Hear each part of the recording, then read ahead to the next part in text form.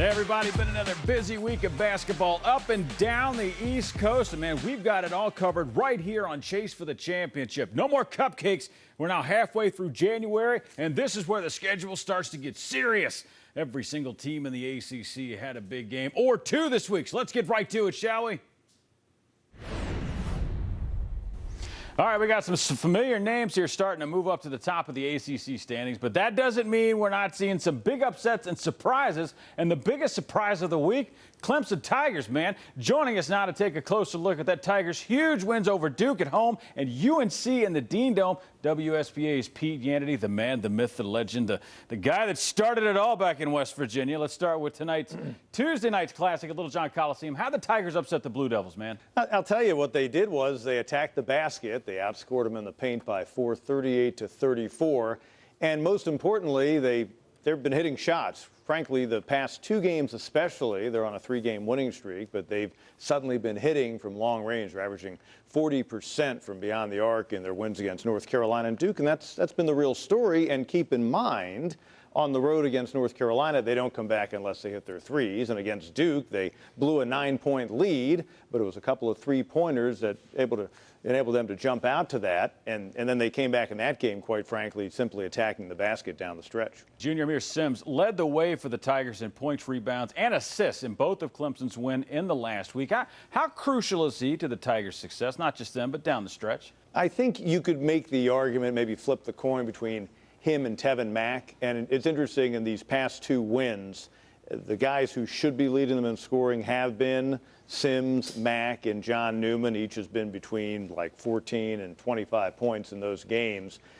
Sims is interesting because he's a 4, but he does step out pretty well, whereas Mack is kind of more of a 3. Maybe even he could get away playing a big guard. But Sims is obviously a very important guy, but it would be hard to say that he's more important than Mack, because Mack's the guy they need to score consistently every night, because he's probably more reliable both on the wing and taking it to the basket. Always good to have guys that can get it done. Always good to have versatility, too. But let's go back to Saturday here when Clemson got their first win in, 60 tries in Chapel Hill, 59 and 59 up there over UNC. How important to the Tiger season was getting over that hump?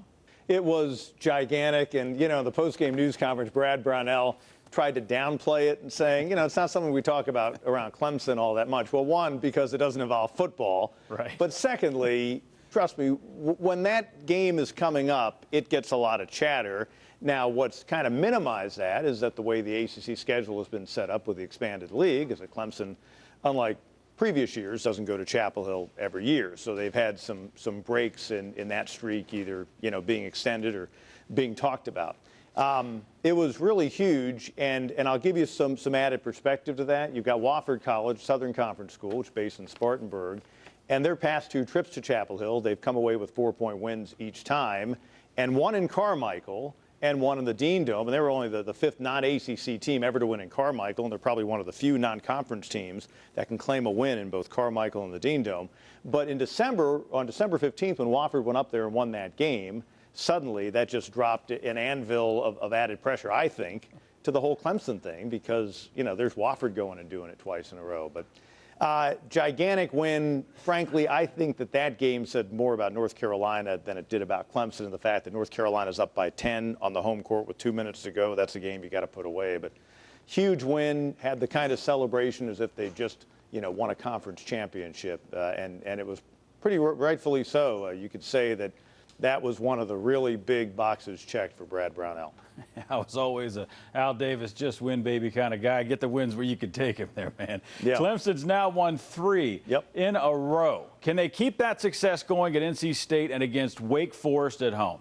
I think the NC State game Saturday will really give you the best litmus test about this Clemson team. And I say that because Duke had shown some leaks during their winning streak, which Clemson ended at 9 in a row. They'd had a tough time at Georgia Tech, which is probably, when all is said and done, comparable to Clemson. And maybe you could say maybe they're a little bit better simply because they went in and just blew North Carolina off the floor in their home court. And their game against Duke down the stretch could have gone either way. And obviously Clemson beat Duke. But I think the game in Raleigh will be big because now you're seeing a team you played just 2 weeks ago and you beat. And in that game, Clemson used slip screens constantly throughout the game. They had some time to prepare for that ball game, and they decided to revamp what they were doing offensively. And so you win that game, and now I really think you can start to believe. It's going to say a lot. But you have to realize, I mean, a month ago, this season was unraveling. They had a 5-game stretch. They won just 4 of those games, a 5-game home stretch, won just 4 of those games. One of the losses was to Yale. Good Ivy League school. They may make the tournament this year, but again, that's a game you got to take care of business at home.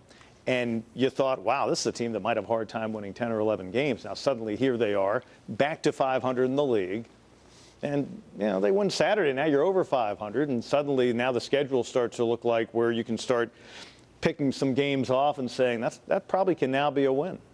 Nothing like getting hot at just the right time. Thank you, Pete Yannity. We're definitely going to be keeping an eye on those surprising Tigers. Take care, man.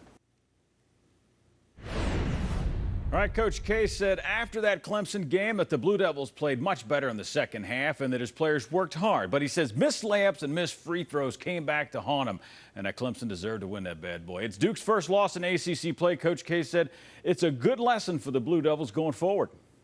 You know, our kids have to understand how hard it is to win. And we've been winning, and they've been terrific. But when you're in conference, all these games, people are hungry.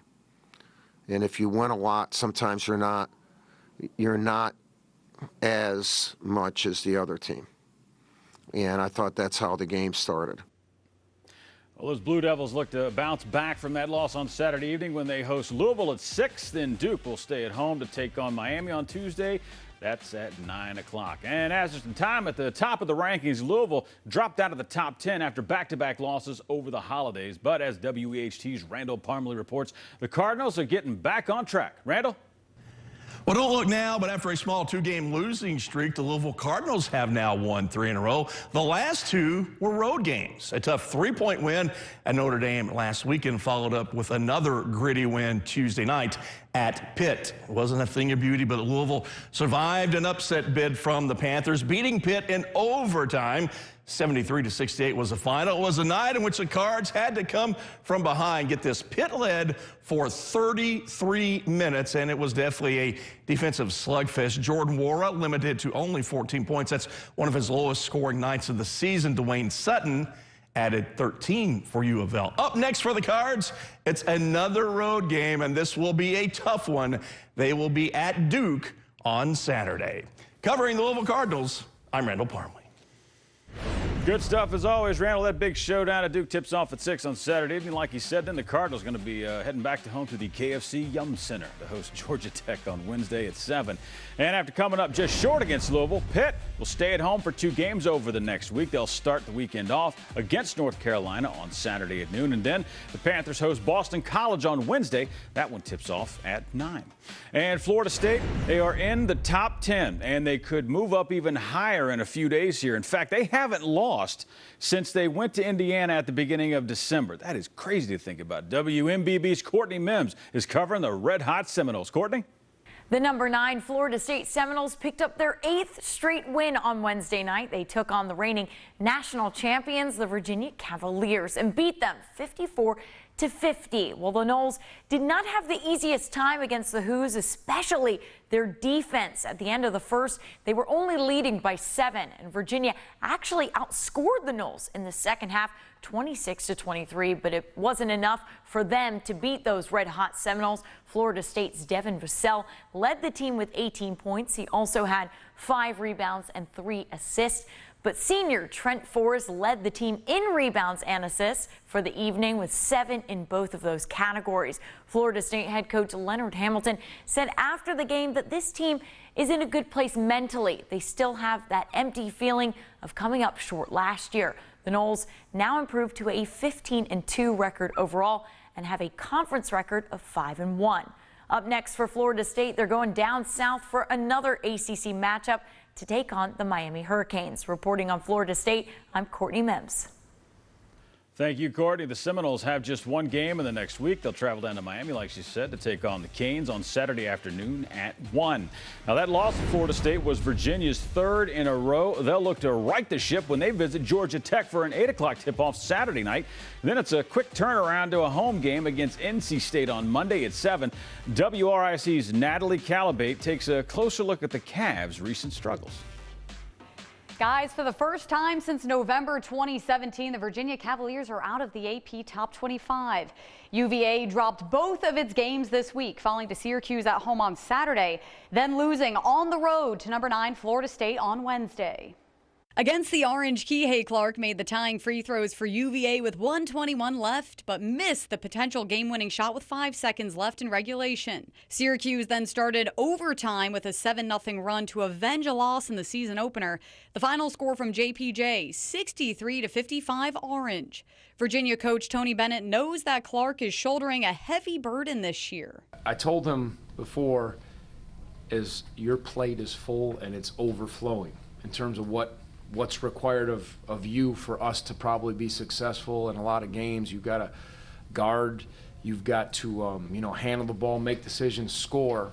And I said, it's tough. And I said, at times you're going to struggle and it'll look rough. At times it's going to look really good. I said, but I promise you it's going to be one of the absolute best things for your future as a player.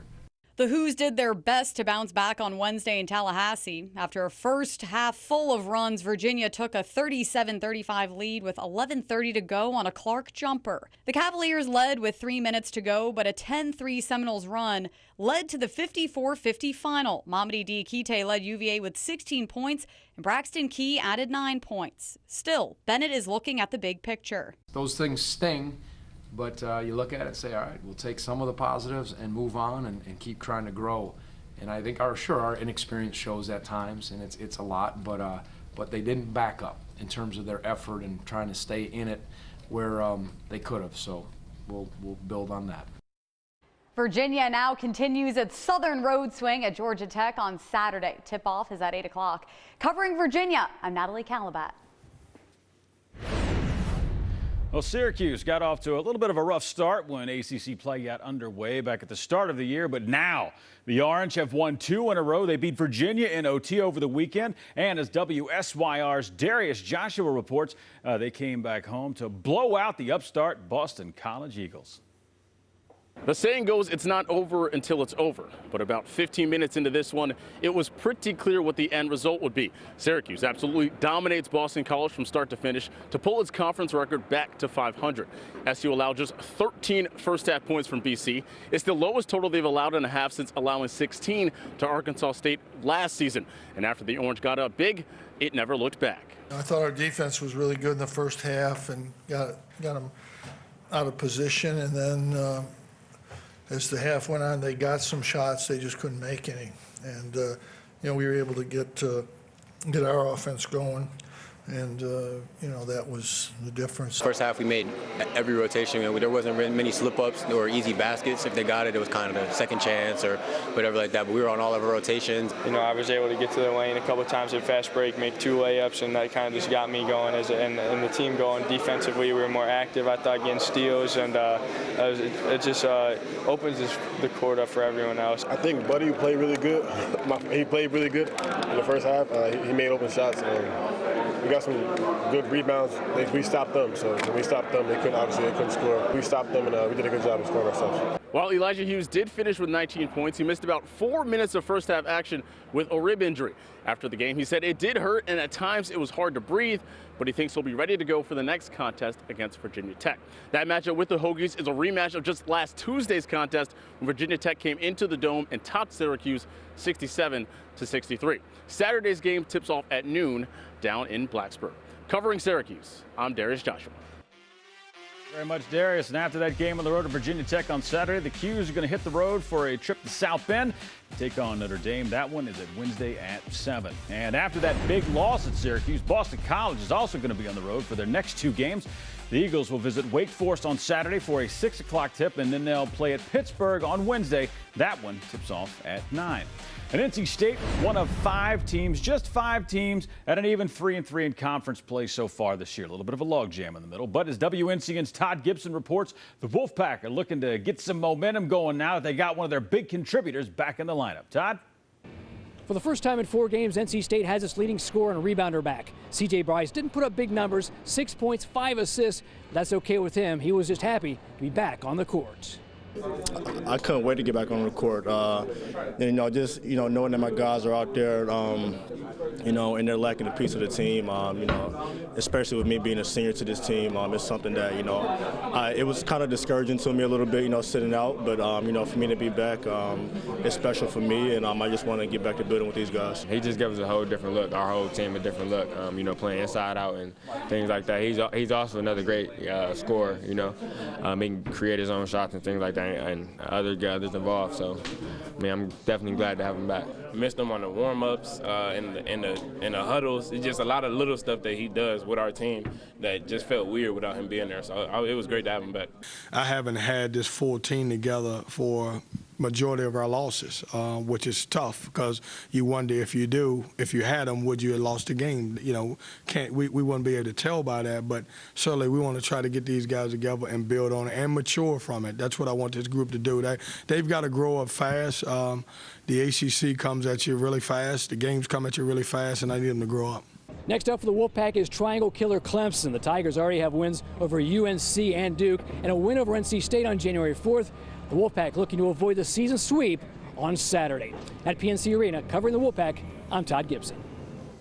Well, that rematch against Clemson tips off at 2 on Saturday afternoon, and State won't get much rest after that when they visit Virginia on Monday. That one is at 7. And after their trip to Raleigh, Miami will return home to take on their in-state rivals, Florida State, on Saturday afternoon. That one's at 1. And then they'll head back to Central North Carolina to take on Duke. That one is a Tuesday at 9. Nobody's going to feel sorry for North Carolina, and it's okay. And that's UNC head coach Roy Williams after his team's 3rd straight loss over the weekend. The Tar Heels have now lost 7 of their last 9 and haven't won a conference game since opening night against Notre Dame. Joining us now live to talk about how the Tar Heels can stop their free fall is WNCN's Alyssa Ray. And Alyssa, the Heels had a 10-point lead over Clemson at halftime on Saturday. Short and sweet. What happened? Well, they led with 12.1 seconds left in regulation. Roy Williams called a timeout before Brandon Robinson sinked 2 free throws to get the 3-point lead. But in that timeout, Williams forgot to tell his team to foul. So play continued with the clock winding down. Clemson hits a 3 to tie it and go into overtime. The Tigers had momentum, got the win in OT. Williams took the blame for this loss for not telling his guys to foul. I've had some great moments as a coach, and I'd say that right now this is my lowest one because losing this game was my fault.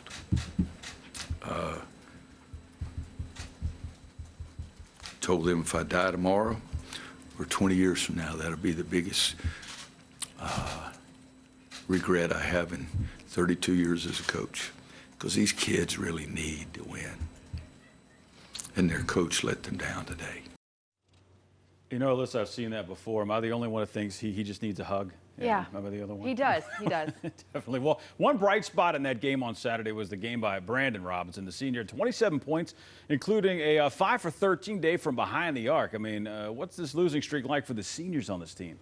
Well, the veterans on this team know this is not the norm for Carolina basketball. After the loss to Pittsburgh last week, we heard from a few of the players in the locker room, veterans and freshmen. None of them felt that this was the end. None of them felt like this was their identity, but all of them were optimistic they can get the season back on track. After this year, I'll never be able to put on a Carolina basketball jersey again. So I'm grateful for it. Even though this is like a hard time for me right now, I'm still grateful for all the experiences I go through, because I came here for one reason, and that was just to play for Coach Williams, play for North Carolina, and I'm living out my dream. So even through tough times, you got to look at the bright side of things. I'm a North Carolina basketball player. A lot of people would trade to be in my spot right now, even though we're not winning as much. Everybody could say they want to be a North Carolina basketball player. He makes a good point there, that's for sure. Yeah. Now, the Tar Heels are at Pitt on Saturday. Of course, the Panthers beat UNC at Chapel Hill a week ago. But can the Heels avenge that loss and get Roy Williams that historic win that he's been looking for in quite honestly, we've all been looking for since the start of the year. We have been, and I think they will win on Saturday. The Tar Heels lost to the Panthers by 8, but it was really Carolina's game to lose. They led by as many as 14 points, went into halftime up by 9, but the second half slide could be contributed to the Heels' 18% shooting from three-point range. There could be an answer to all of this, though, and that is Cole Anthony. The star freshman is still out with an injury. No word as to when he will return, but when he does, that could be the spark this team needs. Also worth noting, the UNC Athletic Department released a statement saying that Brandon Robinson was involved in a car accident last weekend. He is okay. The accident was not his fault, but they are unsure whether he will practice this week or play in the game on Saturday. If he does not play, that would be a big hit to North Carolina. Chris? Thank you, Alyssa, as always. See, that's the kind of reporting you're going to get right here. We're talking about people that are there in the field, not sitting off in a studio taking in feeds that may or may not have talked to the teams. Thank you. Alyssa I was Ray. there. Exactly. Thanks, Chris. Bringing the stats, facts, and figures, always making it where. There you go. Hey, exactly. Now, Roy Williams said, and she walks out. She said no one's going to feel sorry for North Carolina, but if they don't win that one Saturday, they might start getting some sympathy, that's for sure. But after back-to-back losses, Notre Dame managed to stop the bleeding in Atlanta last night. WTTV's Chris Widlick reports on the Irish's critical matchup at Georgia Tech. Chris? A decent week for the Fighting Irish, despite breaking even. Last weekend, Mike's Braves boys dug a hole against Louisville at the Joyce Center, falling behind by 16 in the first half, but Notre Dame roared back behind John Mooney, the double-double machine, actually pushing the Irish into the lead. But down the stretch, there was no stopping Cardinal star Jordan Nwora. 20 game-high points, while the Irish backcourt was shooting blanks. A defensive struggle goes the way of the Cards, 67-64, dropping the Domers to 1-4 in ACC play. Well, that set up a critical road contest in Atlanta last night, and yet another nail-biter, but this time, victory. The Irish built a 7-point edge in the first half against Georgia Tech, then had to rally from 6 down, and they did it behind their guards this time. Prentice Hubb led the way with a career-high 25. TJ Gibbs added 17 more, and Notre Dame made its free throws down the stretch for a 78-74 win. A good time for a break in the schedule now. NC State, we couldn't finish. Louisville Saturday, heartbreaking. We come back, we're up 4. We couldn't finish. I thought it was really important as I'm watching the game unfold, like, we really need to finish this one. Because if you lose a third in game situations and you're 1 in, 5, so I think we can grow again here with this one. The Irish have the weekend off before hosting Syracuse on Wednesday. Covering the Irish, I'm Chris Widlick. Later. And the Irish had plenty of time to recover after that contest at Georgia Tech. They're not back in action until next Wednesday night when they host Syracuse for a 7 o'clock tip-off. And Georgia Tech, meanwhile, is going to have to prepare to host Virginia on Saturday night at 8. Then they'll travel to Louisville to face the Cardinals on Wednesday. That one tips off at 7. And Virginia Tech, they are building some serious momentum right now. Serious momentum. They've won 3 in a row, and they're up to 4th place in the ACC. And as WFXR's Jermaine Fell reports, the Hokies are proving a lot of doubters wrong. You would have to say the Virginia Tech Hokies men's basketball team, they are the pleasant surprise in the ACC this year. Picked to finish 14th in the league, Tech is showing they will not be in the basement of the ACC. Now, last Saturday, the Hokies resuming ACC play at Castle Coliseum, taking on the North Carolina State Wolfpack. And Landers Nolly II scoring 29 points. Tyrese Radford added a career 18 points to lead the Hokies to a 72-58 victory over NC State. Virginia Tech fell behind 10-0 to start the game after the Wolfpacks hit 4 of their first 7 shots. But following a timeout, the Hokies answered with a 13-0 run and never trailed again. And head coach Mike Young praising Radford's performance. He's just so aggressive. He's just such a strange matchup. And that better be a man that's guarding him, because he's going to lower his head and he's going to get places that, quite a few people can't get to. And he's got a nice, touch around the basket. He does a nice job of getting fouled for us. He's quickly becoming, and has here for a couple of weeks now, one of those guys that, he affects winning, and it's hard to take him off the floor. Meanwhile, seeking a 4th straight victory over Wake Forest, Virginia Tech took down the Demon Deacons 80-70 on Tuesday night inside Lawrence Joel Veterans Memorial Coliseum. Tech led this game by as many as 20 points And the Hokies have now defeated Wake also for the third straight time in Winston-Salem. Redshirt freshman Tyrese Radford balling shot calling recorded his second ever double-double with a career-high 21 points and 13 rebounds. Meanwhile, redshirt freshman Landers Nolly the second also scoring 21 points. In fact, Nolly earned his fifth ACC Freshman of the Week honor, and the North Carolina native Jalen Cone put up 15 points. Now, Mike Young is also the first Hokie head coach to win 3 out of his first 4 ACC road games. Again, I continue to say it. Nothing is going to surprise me with this team. They have a level of confidence, and it's a great team in terms of preparation, and that's pretty unique and pretty special. I've had some young teams that were, a little goofy and needed to grow up some, and would leave some things on the floor that you needed to handle a certain way. This team, you give it to them, and they've got it. Definitely, it's just building more confidence as we go, getting these road wins. I know we got a big one coming up with Syracuse. They're coming back for vengeance, so that's going to be another tough game on us. But I feel like these wins on the road against other conference teams building confidence in us and showing us what we can do. Now Virginia Tech, after their 2-0 week, they improved to 13-4 overall and 4-2, there it is, 2 fingers, in the ACC. Now the Hokies on a 3-game winning streak will look for the season sweep, get those brooms out against Syracuse when they take on the Orange this Saturday at noon at Castle Coliseum. Then on Wednesday night at 8, the Hokies host the North Carolina Tar Heels. Covering the Virginia Tech Hokies, I'm Jermaine Farrell. Thanks a lot, Jermaine. As always, loving the look, my brother. And Wake Forest headed in the opposite direction after their loss to the Hokies. The Demon Deacons going to look to avoid a 4-game losing streak when they take on Boston College in Winston-Salem on Sunday at 6. Then they'll hit the road 2 days later for a showdown with Clemson on Tuesday at 8. WGHP's Danny Harden is taking a closer look at how the Deacs are working to improve. Brandon Childress, Sean D. Brown, Olivier Sarr, Andrian White, the top 4 scorers for Wake Forest, all upperclassmen. However, the Deacons, well, they're looking to get more out of the younger guys, more points, more rebounding, more energy. But for some young players, it takes time to totally adjust to the college game after it came so easy for them in high school. And it's more than just playing on the court, it's paying attention to details, like a scouting report. Our freshman class, they're picking it up. They're understanding the value of the scouting report and what we're trying to accomplish. And, they're doing a good job. Now, could we all be doing better? Absolutely. But for the most part, it's been a learning curve for them. I tell people all the time, I said, every game our guys play, or any game any student athlete plays, that's equivalent to a test in their class. We got a study guide. You got to prepare.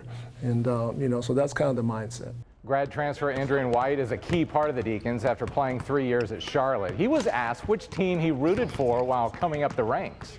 Pretty much whoever my brother was playing for, so I think, I was a big... That's like 3 or 4 different choices. Yeah, I was a big Kansas fan at one time. Then I was following Nebraska for a little bit, and then finished up a little bit with Syracuse when he was there, so now I'm a Wake fan.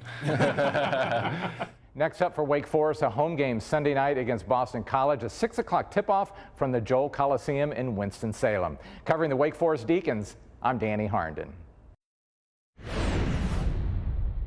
Well, there are no more undefeated teams in ACC play. Kind of hard to believe. And this season is becoming more unpredictable than ever. So joining us now to help us shake down some of those numbers is Jason Logan from Covers.com. And everybody's got their eyes on Louisville's visit to Duke on Saturday. Will the Blue Devils' loss fuel them in that big top 25 matchup is my question. Yeah, Duke extremely good win coming off a loss, actually. 50-8 since 2011-12, win coming off a defeat, which is not really that surprising given the quality of this program. However, that is an 86% win rate when coming off a loss compared to 79% when coming off a win. When we flip it and look at the betting numbers behind that, they're just 32, 25, and 1 ATS in that same span when coming off a loss, still covering 56% of the time.